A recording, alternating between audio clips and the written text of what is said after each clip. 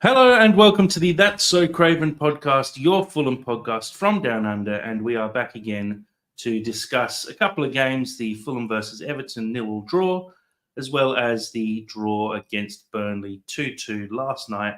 Here to discuss it all in the same room for once, waving across the top of the keyboard to you, we have Sam. How are we going, Sammy? I'm going really good. It's great to be. It's already so odd because you're literally just behind the screen that I'm looking at. But we are all here together, and I'm very close to my father, which he's loving. Yeah, I wouldn't go that far because he definitely said you smelled a little bit funny after the beach today. Yeah. Dad, how are we going?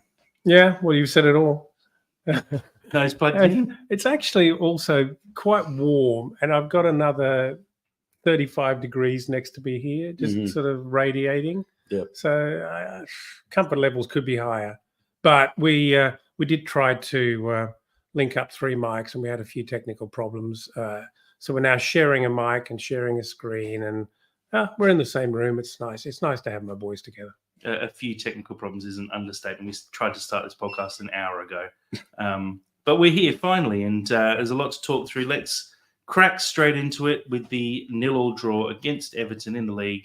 A crazy game where Fulham had, well, not just Fulham, between Fulham and Everton, there were 46 shots on goal, 20-something corners, but a 0-0 draw. People who don't love football often look at 0-0 draws and go, geez, how could you sit through 90 minutes of a game and neither team scores? But this was one where there was just excitement constantly. If you look at the stats, there's a shot on goal every 2 minutes for the entirety of a game, which is just ridiculous. Sammy, your thoughts on this game? Oh, look, I'll be honest. I was only able to catch the highlights just because life gets in the way, and I boarded a plane that night. So I mainly saw it posthumously. Is that the right word? Posthumously? Yeah, sure. Why not? No, that's no one died. Yeah, but energy, man. Energy. Quite like the energy in this room right now. It's just electric. No, but genuinely, like, it's one of those annoying ones where people say, like, oh, it's one of those football games where if you're a football fan, you can appreciate a 0-0 draw. But genuinely, from everything I saw, really, really, really exciting stuff. And yeah, it's one of the rare examples where a 0-0 result actually isn't necessarily the worst case scenario. But shame we lost points, not to put a downer on it. Thanks for that. It's nice. I mean, it has to be said, we played Everton, then we played Burnley last night. We got Bournemouth coming up. These are games where we should be looking at picking up maximum points, and unfortunately, we're just not getting results at the moment. And we dominated this game. If you look at the stats, Fulham held 70% possession for the entire game. Everton had to make 37 clearances throughout the game. We had 15 corners, 25 shots on goal. It's a dominant performance, but we were just lacking anything in the final third. The problem was exacerbated by Jimenez limping off at halftime with a suspected hamstring injury. We're not really sure how long he's going to be out for yet. But, Dad, do you feel like losing Jimenez at halftime we just sort of lost momentum? And, we know there's been issues with Muniz and Vinicius up front. Do you just feel like that might have been a reason as to why we couldn't score the goal finally? Who knows? I think the only thing I can think is that losing Jimenez at halftime, as sad as that was, probably made trying to close another striker an absolute necessity. And so, funny how things work and maybe not a good thing in any way, shape or form, but perhaps it just lit a fire under those that might have been prevaricating. Sammy? Sorry, I'm still stuck on prevaricating. What does that mean? Vacillating. You're just saying adjectives. What does vacillating mean? Coagulating? It means they were just kind of looking at their shoes and kind of ignoring the hard questions of getting a striker. Yeah. Like trying to avoid doing what is necessary. Yeah. And not spend the money if they didn't have to. Sorry, what was the original question? It's quite stimulating with all of you. What do you think about the game? Okay. Yeah. No. Was that a question for me? I told you I haven't watched it. I've heard all about it. You keep trying to ask me questions. I'm not going to pretend I didn't see it. Well, And what's interesting about it is that everyone's saying how exciting it was, but I haven't found a moment. You don't believe the hype. No, I'm sort of thinking I should be watching it. I mean, we've all been very busy, but I should be watching it because it was such an exciting game, but I'm not sold. You're kind of talking about like it's Game of Thrones. Like I should be watching it. I've heard it's very good, but I haven't. But seen anything. I know we picked up 1 point only, and it can only be described as a frustrating game. Yeah. When you have so many exciting moments, but you can't kick a goal, which is kind of the point. Yeah, but I mean, you could take the Ange Postecoglou view though of like football should be fun, and if it's entertaining, then it serves its purpose. You're thinking very logic points, which you always do, and I think that's valid. But something like a good game is a good game, and that has Of course, but that it's kind of always only holds true if you're getting enough points to stay in the league that you want to be in. Yeah, right. Because we could be playing really entertaining football and losing every week, having a really exciting game and entertaining our crowd, but just falling through the floor of every league. And that would not be okay. I don't think the listeners are prepared for like how philosophical you and me can haphazardly get. Jack, next question, please. Well, I mean, there's a couple of big points out of this game. The two injuries, in fact, Jimenez hobbling off at halftime and Diop as well hobbling off after 75 minutes. Saw Muniz come on and Tim Ream come on. We obviously know now that they're both hamstring injuries. Not sure how serious at this stage, but it has thrown a spanner in the works, especially with AFCON on at the moment. With Iwobi and Bassi out and away, with Harry Wilson out with a shoulder injury. We do look a little bit light on, and I mean, we'll get on to the game last night against Burnley, but it was painfully obvious that we were just missing anything up front to really make a difference once Jimenez left, especially. But even while Jimenez was on, he missed that golden chance where the ball bounced. I think it could have come off the keeper, off the bar maybe. Lands at his feet about 6 yards out. It's a bit of a difficult chance to take because there's two defenders and the keeper he has to beat. Although you should at least hit the target there. Missed that. Later in the game, Tosin forces Pickford into a very good save. Most keepers would probably let that one go in, but Pickford did very well. It's what he does well. And then Muniz, into injury time, I think it was, 6 yards out, heads the ball straight at Jordan Pickford, half a yard either side of him, and it's probably a goal. It was just one of those days. And on the flip side of that as well, Everton, they were probably two or three really edgy goalmouth scrambles where Everton should have put the ball in the back of the net and didn't. So at the end of the I would have thought we probably deserved a win here, but a draw is probably the fair result because I think Everton should have definitely scored once or twice. We should have scored once or twice as well, and a 2-2 draw probably would have been fair. Well, I mean, a loss would have been terrible. A point at this point or at this stage, okay. But to pick up two injuries, you danced over the possible significance of those injuries. I'm saying any hamstring injury is of concern, no matter how serious it appears. Yeah, of course. Ask Adama Traore. Yeah. It's the big muscle injuries like that are terrible and can actually really sideline you for such a long time, particularly the older you get. And so I'm concerned for Muniz. I didn't see it. It's not Muniz, Jimenez. I didn't see it, but that's not a great thing for him at all. There was very little in it. He just sort of just grabbed his hammy towards the end of the game towards the end of the half and hobbled off. He looked in a bit of pain when he was hobbling off, but sounds bad enough to me. Those things didn't look next huge, day come up awful. Yeah, that's the thing with hammies. You just never know how serious the injury actually is until someone's taken a proper look at it. You've had a few scans, and then you go, "Oh shit, that's completely torn." When you think about it, Issa Diop's actually quite injury prone.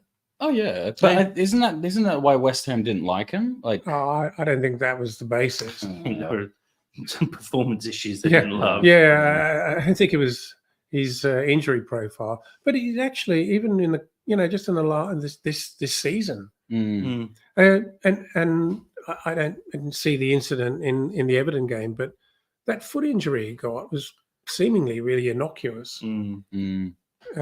Anyway, Again, it was very similar to him, and usually with bad hammy injuries, at least you see a player sprinting and they grab at their hammy and really pull up sharp.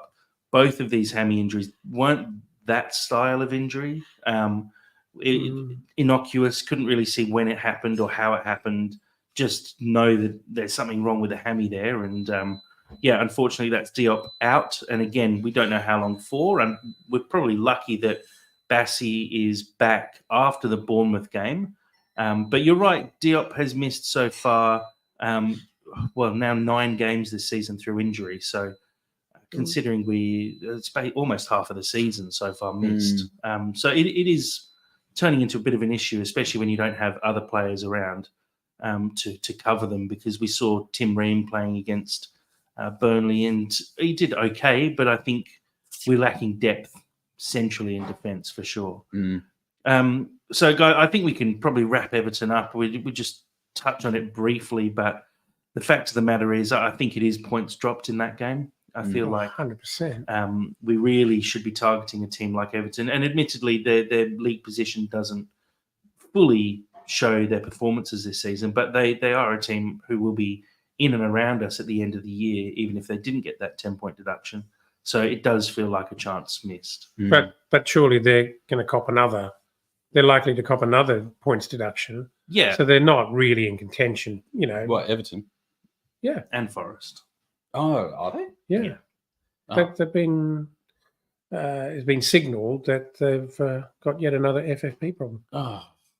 Yeah. And that would take Everton currently down to 8 points and Forest down to 10 points. So they could be playing out of their skin. They've got no chance. Which means the bottom 3 would have 8, 10, and 10 points, and we're on 25 points. So it just shows that we are kind of fortunate this season that we're so far ahead of the chasing pack, because, we're playing FFP properly. Well, yeah, pretty much. Yeah. But we literally, genuinely, at the moment, only 7 points out of the drop zone, which is not a huge amount.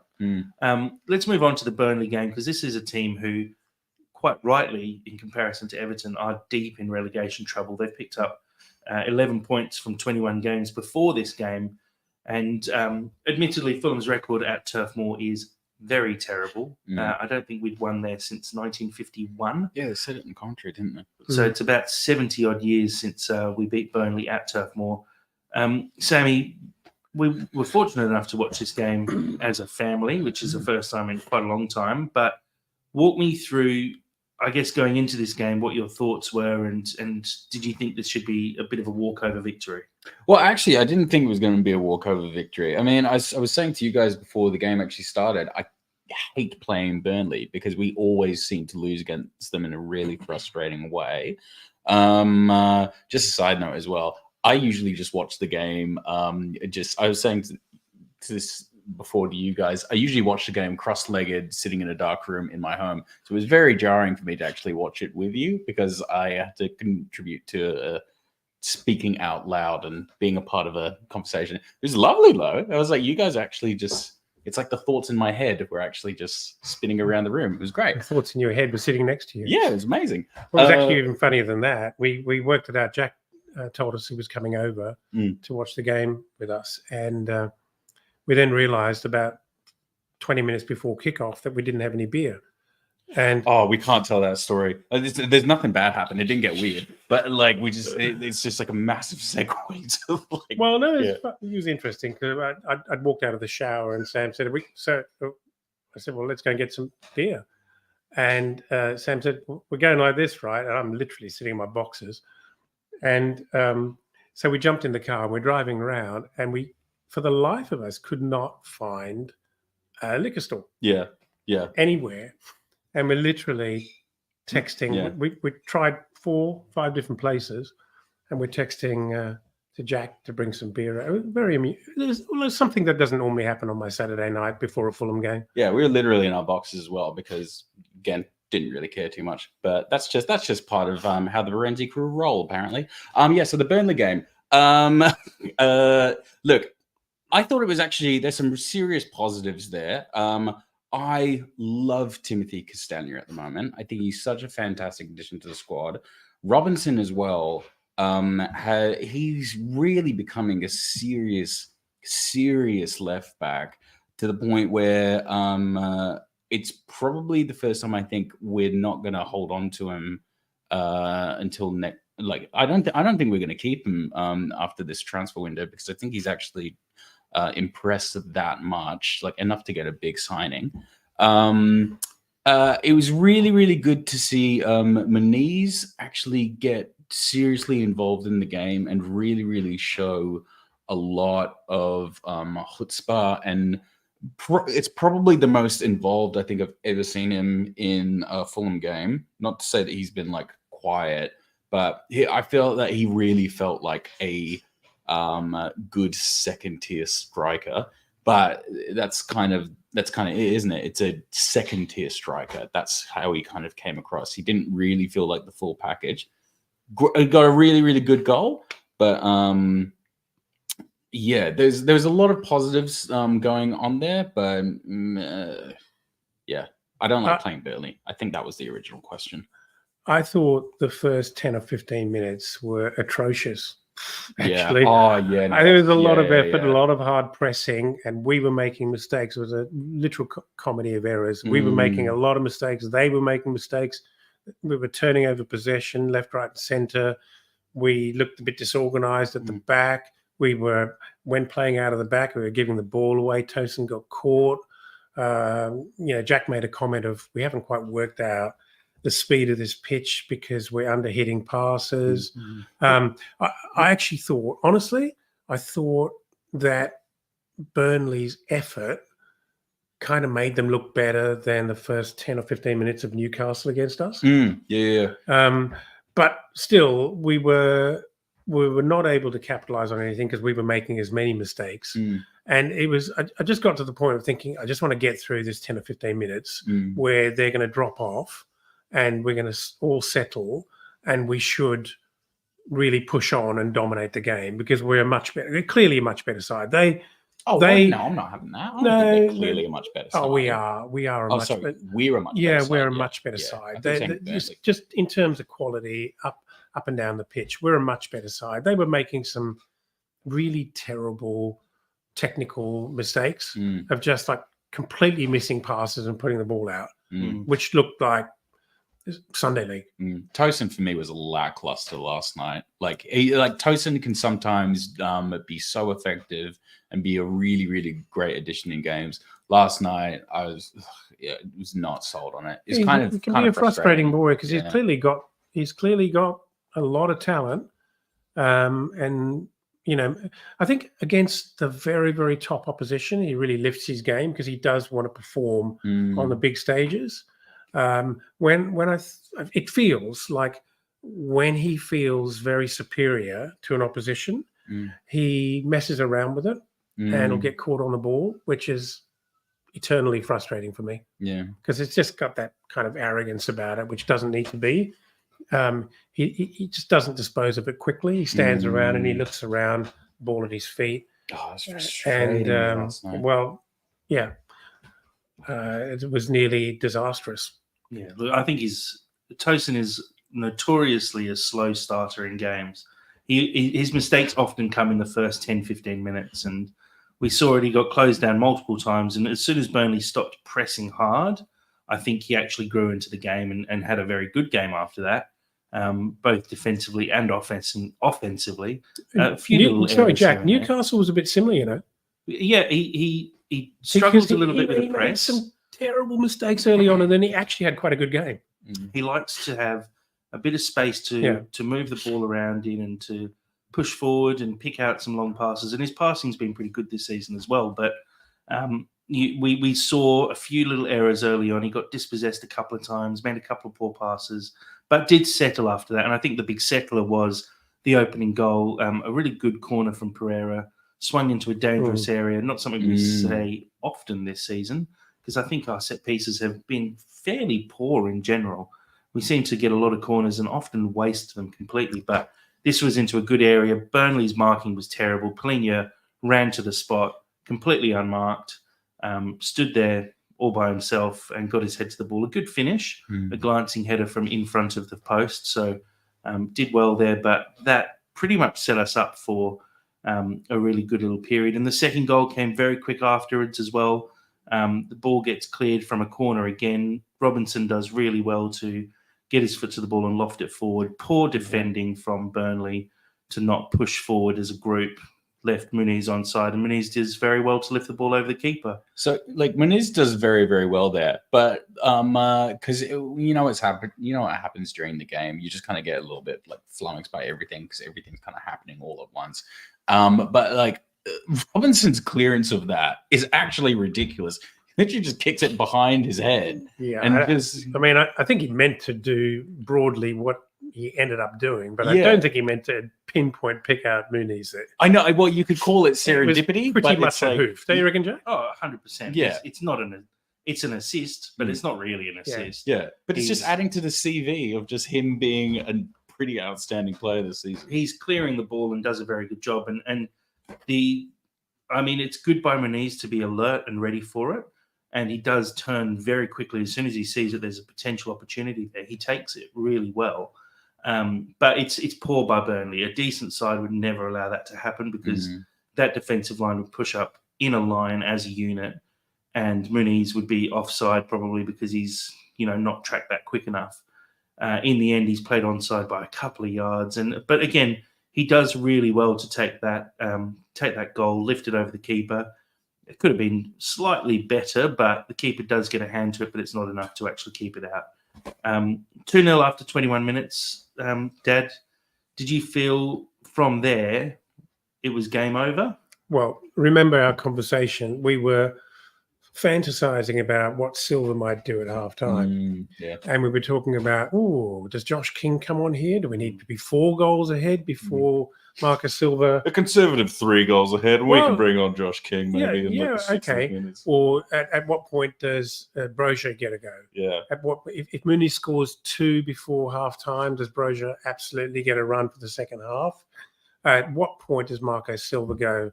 I don't even need to manage this game. Yeah. I can just push on now because we're so far ahead. We can't possibly lose this. As it turns out, we make no further progress after half time, and which then places Silva in the position of not even being able to make a reckless set of changes, as if Marco Silva ever makes reckless changes off the bench. The window closes for Josh King and to a degree Brozier as well, because I guess Muniz it's too early at the 50, 60, 70 minute mark to shut up shop. But somehow it has to be said, we don't manage this game. I actually disagree with that. I think I was saying it like during the game and you guys were poo-pooing it. I thought Brozier should have been, is it Brozier? Brozier, yeah. Yeah. Brozier. Yeah. Brozier should have been brought on at probably about like the 60-minute mark for me, because I feel that we knew, if we're being really, really honest with ourselves, we knew what the extent that Muniz was going to contribute to this game. Like, I mean, everyone's a genius in hindsight. I think he did a really good job. He did do a really good getting job. A goal and did some good things. Yeah. He did do a really good job, but I think we can if we're being honest with ourselves, we knew we weren't going to get a class performance for the full 90 minutes. So I think it would have been safer to actually bring Brozier on earlier, but we just didn't do that. And I totally understand the case for it, but I just think that was a misinterpretation from Marco Silva, because what we actually did is we allowed Burnley to make some changes to get back into it. And obviously, do you think it's a case of like the case of Rodak and Leno, where whether it's a an agreed deal that Rodak plays the cup games. I don't think it's a great deal. Well, I It think probably is. Probably is. It's an agreed deal that you're never getting a first team game unless he's injured or, in my opinion, having an absolute stinking run. But you are getting it at the cup games because you have to play some football. Yeah. Does Muniz actually have anything more to prove? And can he really show? He's actually had a lot of opportunities. He has. He's been given plenty of game time, almost by default. He hasn't earned that because Jimenez ought to be the first choice striker. Vinny, I would argue, Vinny actually looks more of a more talented player, but he's got head problems. Muniz is the younger, but I think we kind of know where he's at. I'm not saying he can't improve over time. I'm not saying he can't become a much better version of himself.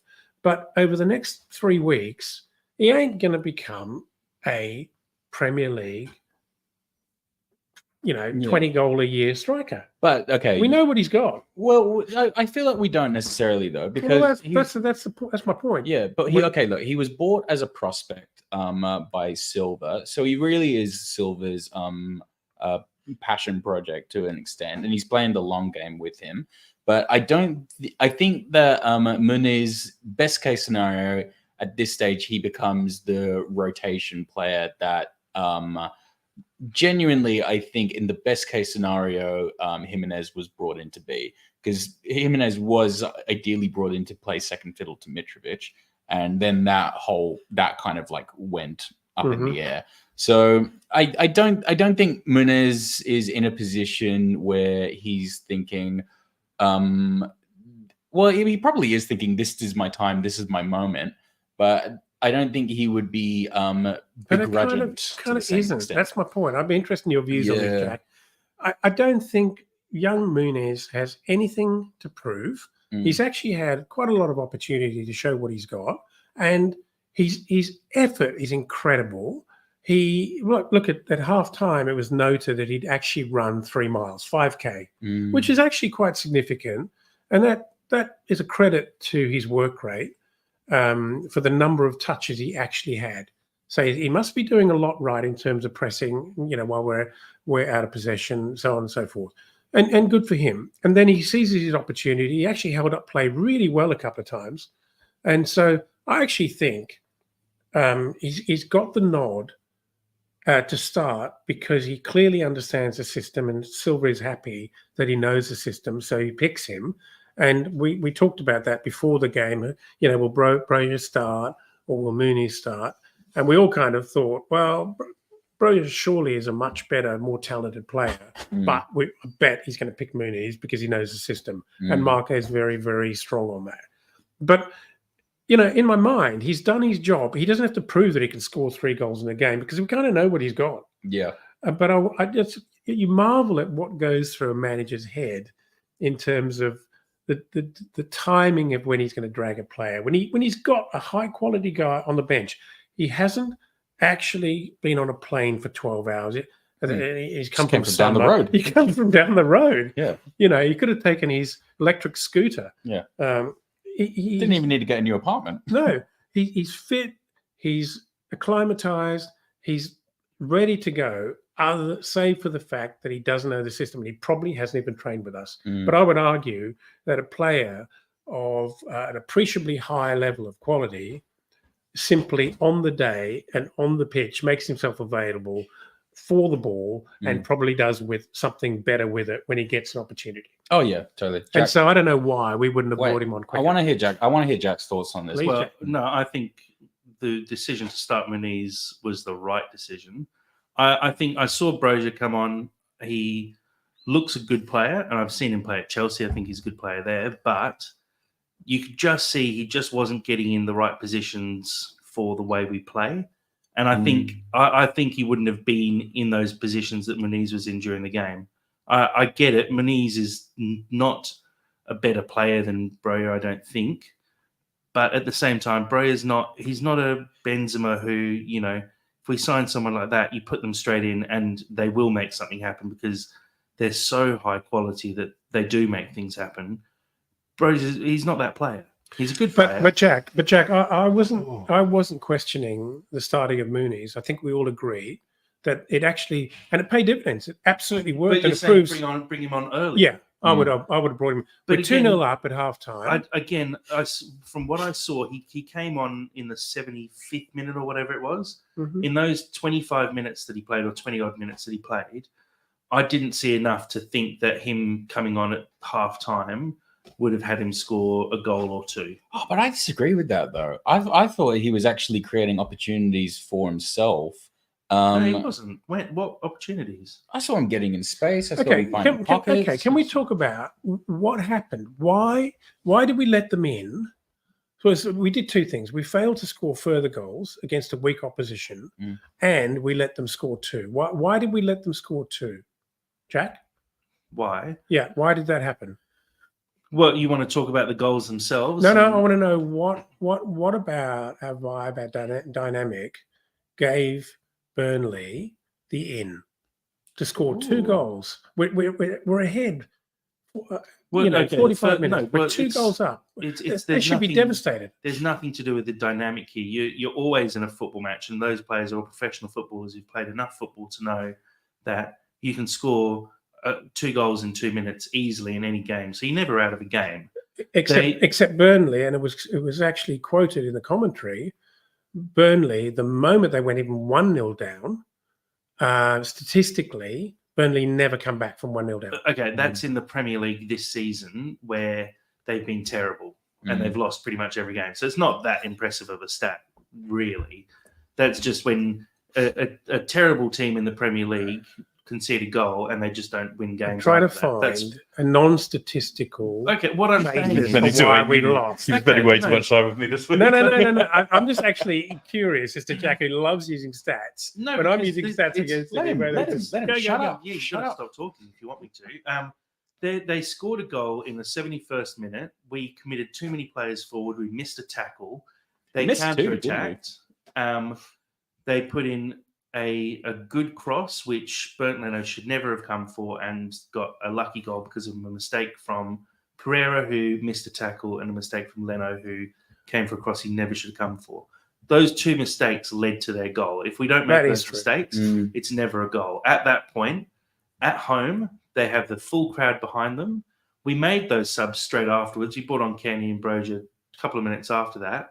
I'd actually say bringing on Kenny Tete kind of killed the game. I think if we had left Castagna at right back and taken off Pereira and brought on Lukic or one of those goals was a Kenny error.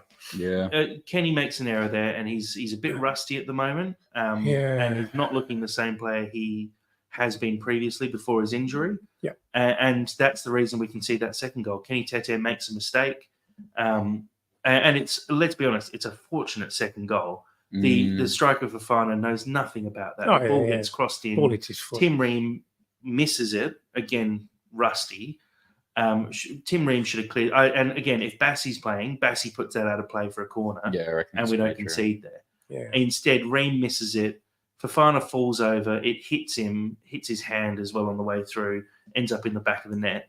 I think you're searching for reasons as to why Burnley got a point out of this game. It actually just comes down to 2 simple mistakes by Fulham. No, I think that's fair. And if you look at the statistics, Burnley had a couple of opportunities and they took them both. But both times they were fortunate in those opportunities because we made mistakes. No, fair. Which makes me recall what actually happened there. It was actually pretty poor by Pereira, I thought. Yeah. Actually, at the time, before the goal even happened, I thought, oh, that's a very lackluster effort to defend there. He sort of pulls really out half-assed effort to what looks like is going to be quite a tough challenge, and he pulls out of it. Yeah, he jumped over it. Yeah, you're right. So, look, I mean, I don't think there's anything underlying there apart from it's a couple of errors, but it's happening over and over again, is that we seem to lose concentration and we do make these silly mistakes. And I put this one down to squad depth. I think the mistakes we're making can be tracked back to Kenny Tete in this instance. can we track back to Deckard over Reed making some silly mistakes early in the game where a different decision actually leads to us scoring that third goal. I take it back to the fact that Muniz is starting and we don't have that fit, perfect striker up front. It's just there's factors here, but we're not closing out games at the moment, and that's a big issue for me because if you look at the games we've drawn or lost, I'm thinking Liverpool, Burnley. I can't off the top of my head think of the other games where we were up and then we dropped points, but we could easily have an extra 10 points in the bag by now and be up around the 35-point mark in the top half. Mm-hmm. But as it stands, we're actually still considering relegation. Sam, I'll throw to you first. Do you think Fulham have a deep-seated issue with closing out games this season? Yeah. I think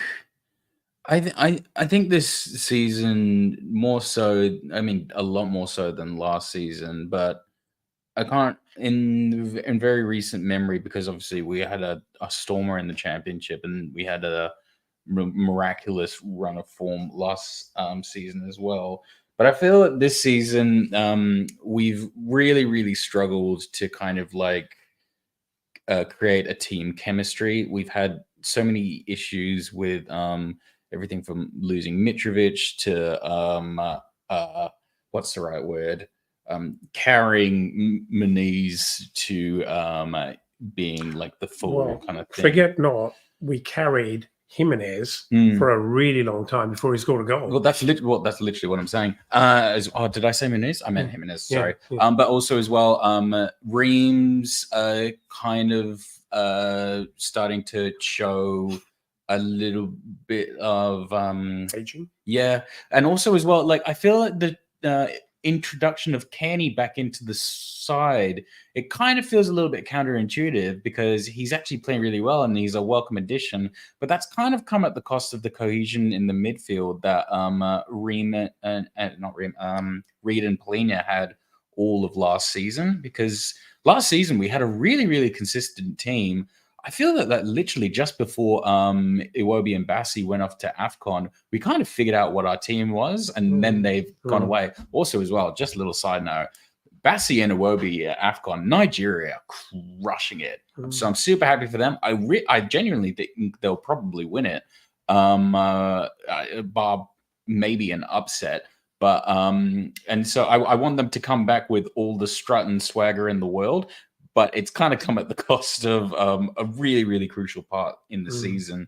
This has been a really awkward season. I actually think Marco Silva's done very well considering the circumstances that he's in.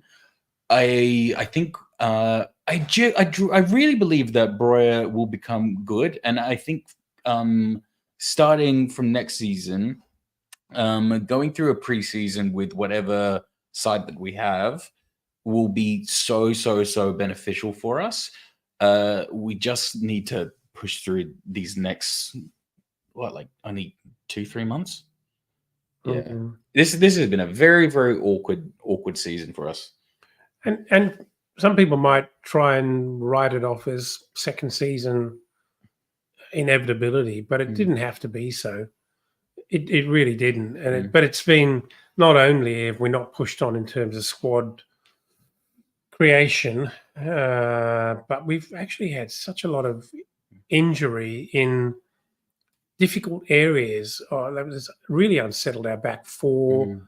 There's, like you say, we've had the injection of Kearney, but also we still don't really know what our best midfield option is, whether we like Iwobi over Pereira, or the pairing in defensive midfield.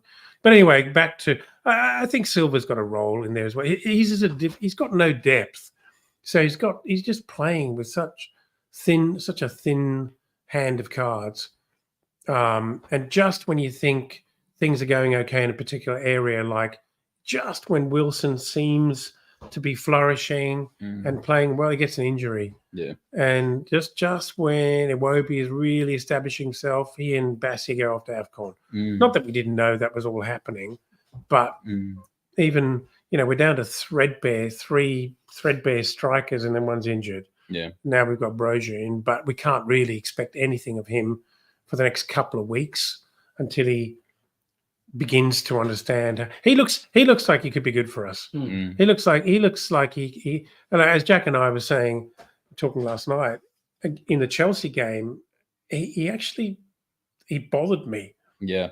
He looked threatening, looked dangerous. He looks like a good player. And so we just hope that he settles in really quickly and gets over his jet lag and acclimatization. Yeah. Yeah. But yeah. Yeah, look, he will be a good player, and it's hard to judge. I think I'm just looking at the stats from yesterday's game, and we've mentioned it before, the substitutions that Silva makes. He could make them early, he could make different ones. If we look at Broyo, made 6 passes for the game, no shots on goal in the 20 minutes he was on the pitch. Tom Cairney, subbed on in the 74th minute, made 1 pass for the whole game. Yeah, that's crazy. He had 1 pass and 1 cross, and that was all he did for the whole game. So it's kind of, you just wonder if maybe Silva gets the subs wrong occasionally, and I think he genuinely does sometimes. But again, he's got threadbare options. If you looked at our bench yesterday with Defugeroles, We didn't have a winger, didn't we? Defugeroles, Ballatore, Sekularak, and Josh King on the bench. It's always going to be tough. You got youngsters who you're trying to rely on to close out a game or to win a game. He's in a hard position there. And I saw someone on Twitter, could have been last night or this morning, talking about the mindset behind Fulham this season, and the main aim was get promoted from the Championship. That's first season. Second season is survive in the Premier League. Third season is consolidate in the Premier League, and then fourth season is push on. And it really, more and more, and the further this season goes on, it really does feel like a consolidating season where we're not spending huge amounts of money, we're not changing it up too much, we're just making sure we do the bare minimum effectively and get over the line so that next season we can hopefully have a platform to build on. And maybe FFP does come into it where we're making sure we're not spending a lot of money this year, so that we do actually have a little bit of a war chest to work with in the summer. There were some comments from Marco Silva saying he wasn't expecting any money to spend in January anyway, and that wasn't the reason he signed a new contract. So maybe there is some promised funds in the summer. We just have to wait and see. Right. Go on. I think you're probably going to say the exact same thing that I am. It feels very indicative of Khan's wanting to sell at the moment, or at least I think. Is that where you're going? Kind of. I was going to say that what Jack said is you're right. But wouldn't you love to do all those things? Year 1, year 2, year 3 is that kind of 3-year plan as a manager with an owner all the way behind you and backing you with the resources that you need. So this was my thing. That's my thing, because what Jack's saying, and I don't think Jack's wrong, but that sounds very manager focused, the manager trajectory. That's the ideal scenario. I don't think the Khans are thinking the exact same way at the moment, which is something that they would never admit or never say. No, I disagree. I think that's owner thought. That's what the owners would think about. Marco Silva is not the person who writes out the Fulham Football Club business plan. Yeah, but And if you're in a position, the Khans right? do. Yeah, but if you're in a position, right, Well, where Ali Mack does actually. Well, okay, Ali Mack and the Khans, the hierarchy does. Silva has nothing to do with the business plan. He's given a set amount of funds that he can spend on players. Yeah, and he has to put that team together. But but this is my point though. So say your first 2 years, you're tracking to that absolutely perfectly. It's going well, coming up from the Championship, and then on the 3rd year, your professional wrestling business starts taking off, and then all of a sudden you shift your focus a little bit, and then that streamlined business plan kind of gets a little bit more muddied. I'm going to say, like or dislike him, what you can say about Ali Mack is he's a committed football executive, right? So he does know, give or take, how these things work. He might not be the best, but he's certainly not. He didn't run a dance school before this. Yeah. So one would think he'd be able to come up with a very, very plausible plan, and that would almost certainly be his trajectory, right? Yeah. And then and Marcus Silva, you're right, Jack. Marcus Silva fits in with that. He gets given a set of resources, and they cut a deal, and on we go. And he has to work within that. But regardless of what the Khans might say, even in a boardroom, who knows what they're really thinking? And I bet Ali Mack doesn't even know what they're really thinking. Yeah. Because that would be discussed over a Thanksgiving dinner, and certainly not everything is going to be disclosed around a table when you've got father and son in a business. And the other element is absolutely true. You know, they've got the Jags, they've got other business interests, they've got their wrestling franchise that, God bless them, is actually incredibly successful. It's going through the roof. And the trajectory of that would have to be readdressed on like an annual basis now, just because of like. It's like why can't he get another son involved? Let Tony go and play wrestling. Yeah. Clearly his passion, and God, he's doing brilliantly at it. He's doing really well at it. Yeah. Right? Because wouldn't you kind of? I just want like a Brentford owner. I want a Brighton type owner who is just really focused on. It's not his principal business, but it's clearly a massive focus. Me and Dad were actually talking about this the other day. I think it's actually really interesting because the Khans would be in a very awkward position because they would want to protect their asset as much as possible before selling it, because they would want to essentially maintain their. You mean like keep the fans on side with great pricing? Yeah, of course. But they would genuinely want to. They wouldn't just want to sell it for parts and just get rid of it and just be like, "No, we're focusing on this one." They would want. They would have a really set price. They would want to genuinely. I know a lot of people disagree with it, but they would want to leave it in relatively good condition so they could say, "Look what we did with this football club. This is a great addition to our CV." Which would come at a mass frustration for the fans, because it's like, if you want to get out, just get out and stop dicking around with me. But Jack, if you look from the outside, look just as a sports fan here who watches and follows all football clubs very closely, if you looked at what's happening at Fulham, give or take, there's always in the dying stages of an owner's ownership.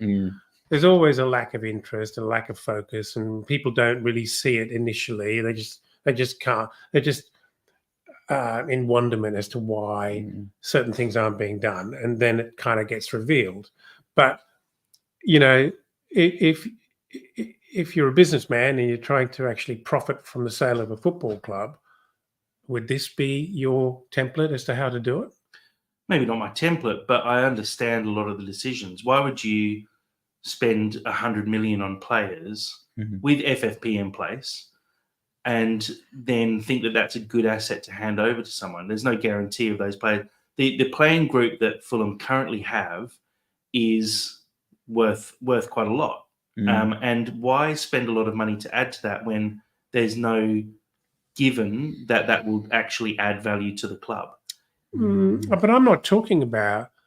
That's a very for the size of Fulham Football Club, for the capital value of our roster, and everything considered, that 100 million spend a few years ago was an absolute outlier, and it failed. But so I'm not expecting them to spend 100 million, but I am expecting them to give Marco Silva half a chance, and he's playing the awkward game of standing up with the microphone in his nose, saying, "Oh, I don't expect this, I don't expect that."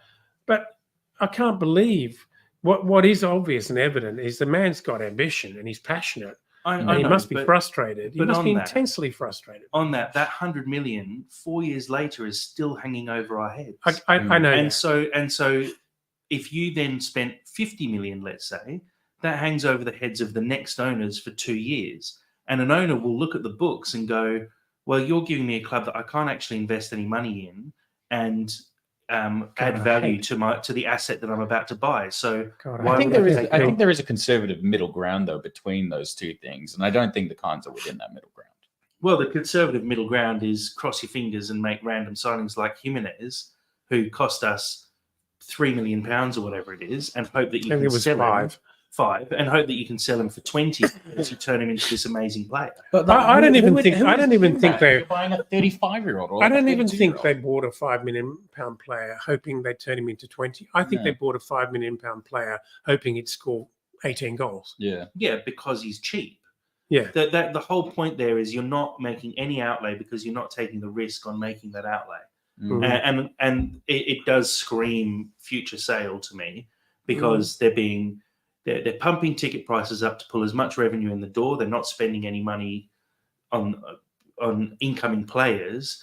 They're doing everything they can to pull more money in and everything they can to not spend anything full stop. If you look at the way this Broja deal is actually structured, it's structured that if we play him enough, we don't pay anything for him. Yeah. And it's a bit of it's a great deal at the end of the day for us because we potentially will get a player in for 16, 17 games and pay £0 for him. But it again screams that we could have gone out there and spent 20 mil on a couple of strikers who were floating around and their clubs may have been convinced with enough hard work to actually sell that player. But instead, we're looking for these good deals. That's a good. It is a good deal in our circumstances. It's a great deal. Economically, it's a good deal, but actually, in practice, in long-term thinking, it's not actually a good deal because basically we've just prolonged the issue that we. But we're talking managing financially, though. Managing your way through financially, strategically, the whole lot is a hodgepodge of many things. And so, for where we sit, for what we need to do to absolutely ironclad ensure our safety, you need an assassin to come in, and he needs to give us 10 goals the remaining games. Probably eight from the 16 remaining. Okay, eight. 10 goals would be amazing. We played 22 games, so there's 16 games left. I reckon if you played him every week from the week after the Bournemouth game, let's say he gets half a game and 30 minutes in Bournemouth. And then after that, you pick him. He'll probably get 6 or 7 this season. And that would be a good return for someone you pay nothing for to score 6 or 7 goals. And realistically, those 6 or 7 goals probably pick you up 12 points. Just by themselves, and that is job done. So it's a good deal. Yeah. But imagine if you didn't spend any money for 2 or 3 years in the Premier League, and it's kind of what Tottenham have done over the last few years. They just refuse to spend any money for a very long time. Imagine how good the books look in terms of FFP, and FFP has to be taken seriously now because we're going to see 30 points docked across multiple teams this season. Can't fuck around with it, to be pretty blunt.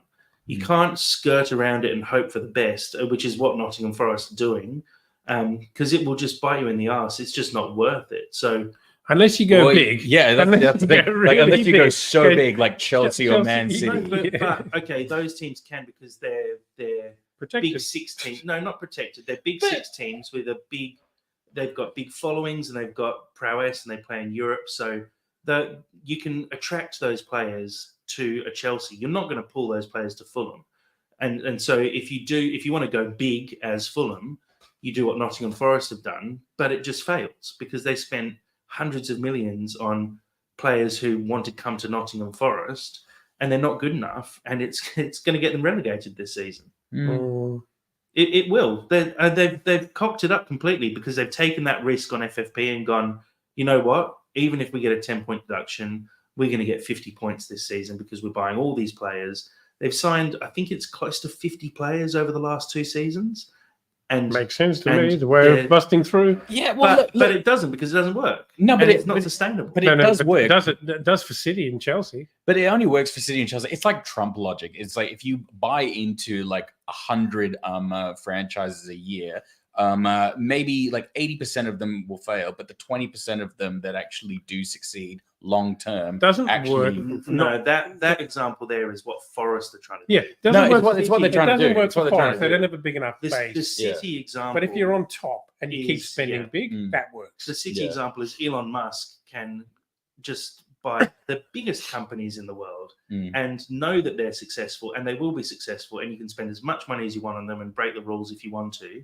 but you will definitely get success off the back of it, which then leads to making more. Because you're money, already massive. which leads to making more money, which means you're less likely to actually break FFP rules in the future because you're just going to be making so much money because you're a world famous club. God, football's dark, isn't it? Fulham can't do that Life because dark. we're not a big enough club, and you see even Leicester couldn't do it. Which is why I hate FFP, because it's clearly It's bullshit. Well, let's not get stuck into FFP again Yeah. because we'll just go around in circles, and I've got about 8% battery left. It's nice having lightning discourse though. This part's fun. It's like, well, that's argue speed up edition. But look, guys, it's a disappointing 2-2 draw against Burnley in a game we really should have closed out. But we've sort of touched on it a little bit when talking about Broja's signing.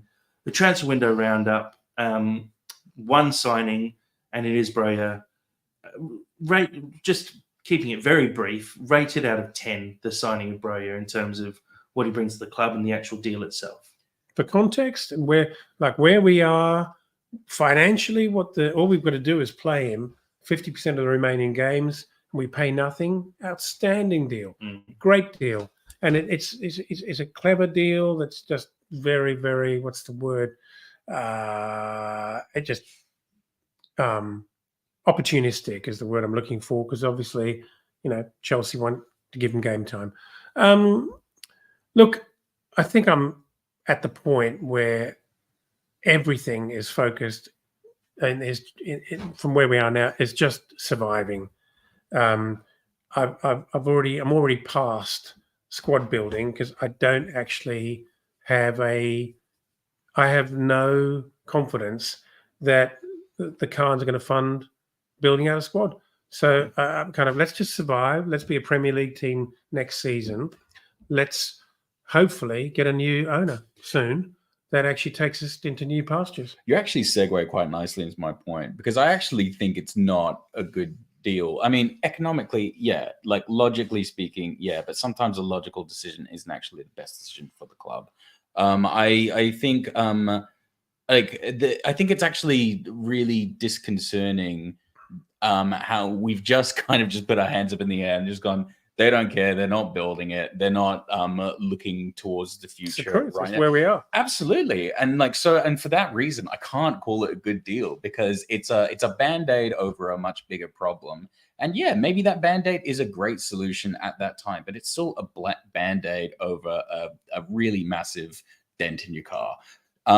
So for me at least, yeah, we can have all the statistics in the world that it's an economically good deal and a sound, and yeah, it is. But I still don't necessarily think that's.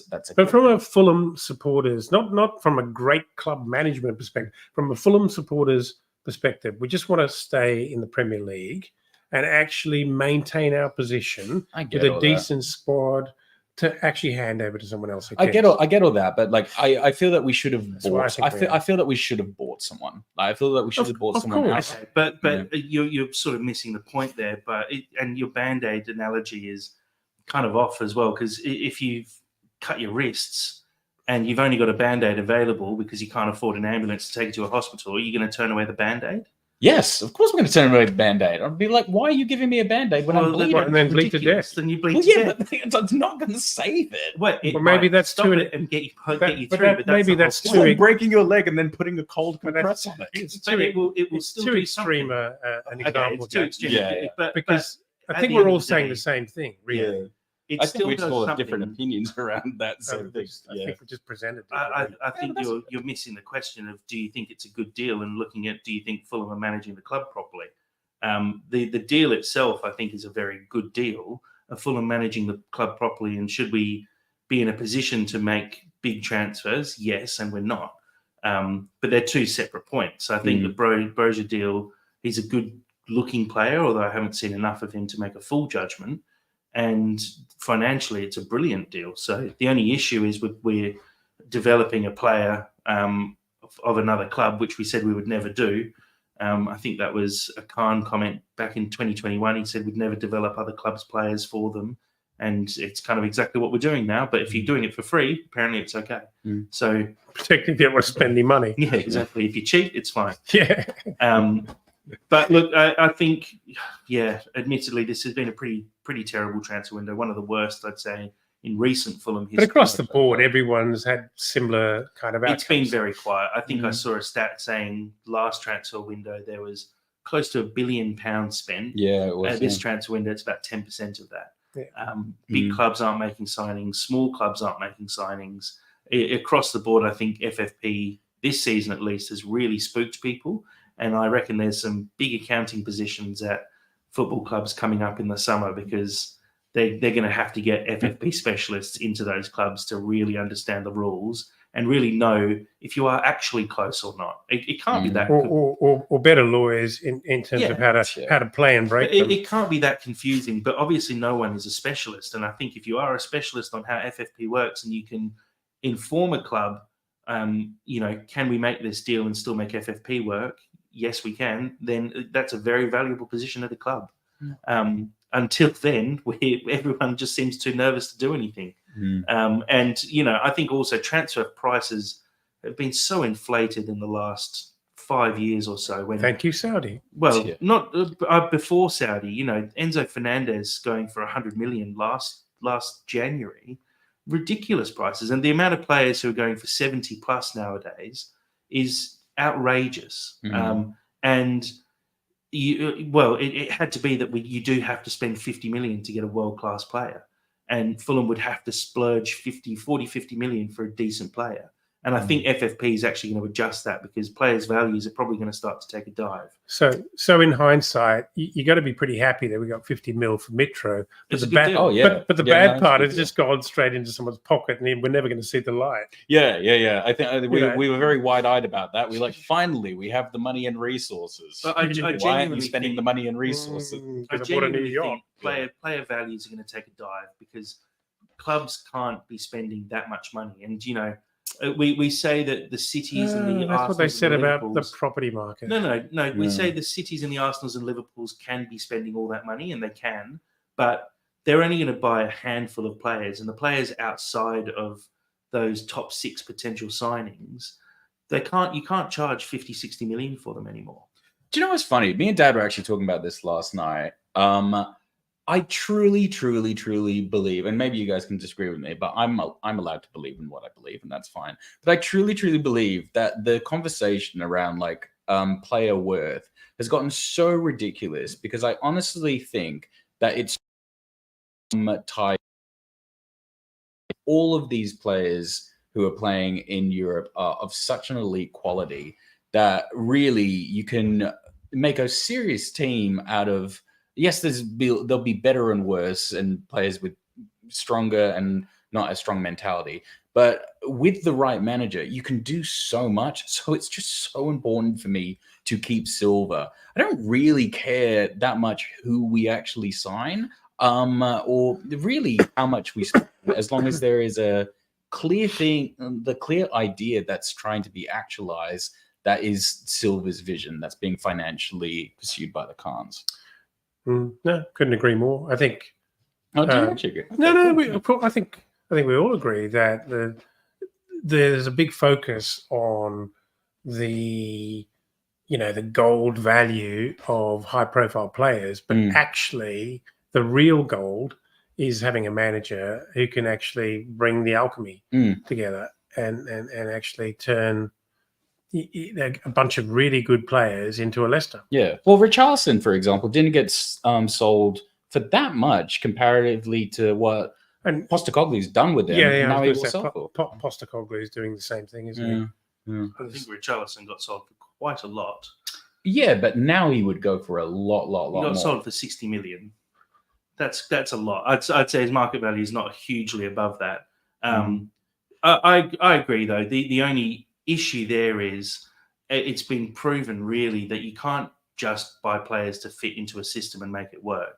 It happens occasionally, but we tried it with the numbers back in the day when Tony Khan was fully in charge, and you had to tick all the boxes and fit inside the system based on statistics and your passing percentage rates and tackle percentage rates, and be the player that fits in. No, but that's a database system, which is what you're looking for, is someone who fits perfectly into a system, and trying to find bargains doing it that way. It can work, but it rarely does. But look, disappointing transfer window. Hopefully summer's going to be very different. Looking forward to that, and maybe it will be with a new set of owners by then.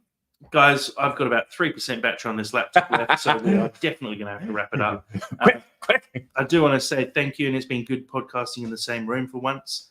I can't actually see you. Dad, shut up. He's got I 3%. can see He's got just over the 3%. top. This is our 99th episode, so our next episode will be number 100. I want to get into 1%.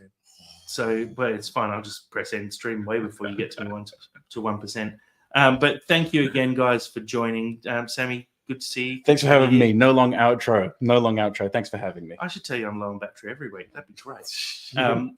Dad, thanks for joining. I'm low on energy. Does that count? Yeah, might as well. So that's a battery in a sense. Yeah. Thank you, everyone, for joining in. And as always, come on, you whites.